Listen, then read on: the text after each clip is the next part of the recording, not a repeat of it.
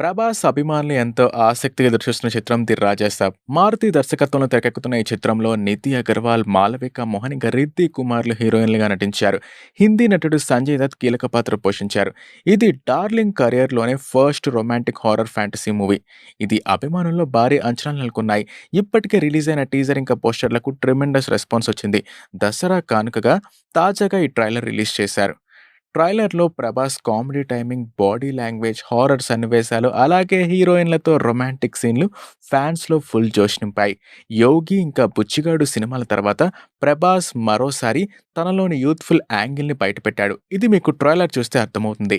Maruti mark direction ట్రైలర్‌లో పూర్తిగా కనపడుతుంది.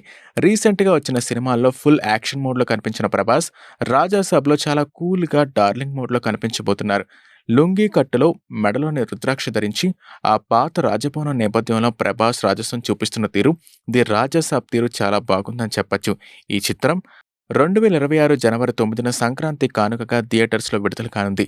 హారర్, కామెడీ, రొమాన్స్ అలాగే యాక్షన్ అన్ని ప్యాకేజ్‌లో ఈ సినిమా రూపొందిస్తున్నారు.